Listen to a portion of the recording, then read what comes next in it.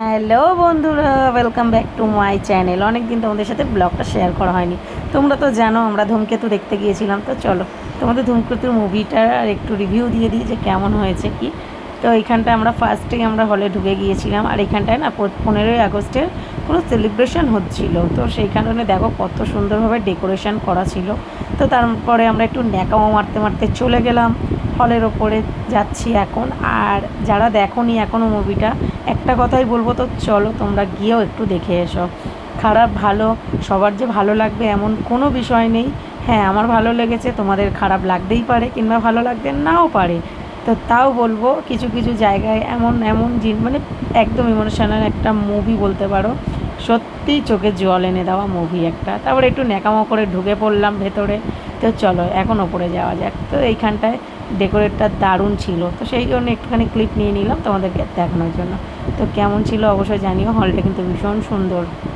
আর আমি অনেক বছর পরেই যাচ্ছি অবশ্য মুভি দেখতে, কেন আমি সেই বিয়ের আগে যেতাম। আজকে প্রায় 10 বছর পরে যেমন দেব শুভশ্রী আবার একসাথে হলো, ঠিক তেমনই আমি ফার্স্ট টাইম দেব শুভশ্রী বই দেখতে গেলাম। মানে বিয়ের আগে দেখতে যেতাম আর কি, বিয়ের পরেই ফার্স্ট টাইম। তারপরে দেখে নিই এখন ব্রেক টাইম। ইন্ট্রোটা সেই ছিল দেবের। 500 টাকার পপকর্ন কিনেছি গাইজ, ওই জন্য একটু ভাও না দিলে হয়। সেই জন্যই বলছিলাম দেখো আমরা মুকেশ আম্বানির নাতি হয়ে গেছি। আর কি বলবো বলো, 10 টাকার পপকর্ন গাইজ আমাদের এখানে, আর এখানে নাকি 500 টাকা। ভেবে দেখো একবার। তারপরে আমরা কিনে নিই, এটা নিয়েই হাসাহাসি হচ্ছিল আর কি।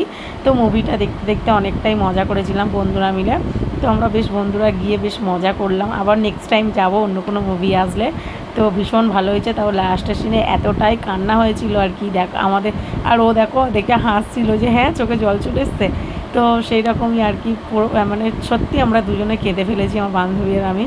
তো তারপরে মুভিটা দেখার শেষে এখন ফুচকা খাবো না সেটা হতেই পারে না, বেরিয়ে চলে গেলাম ফুচকার দোকানে। দেখো গাইজ গালটা খালি দেখো কত বড় হাঁ করছে দেখো। আর এই আর একজন এখানে একটু নাটক করে খেলো, এটা এটা একটু ন্যাকামো, ঠিক আছে। আর আমারটা দেখালাম না। তো চলো ভিডিওটা কেমন লাগলো জানিও।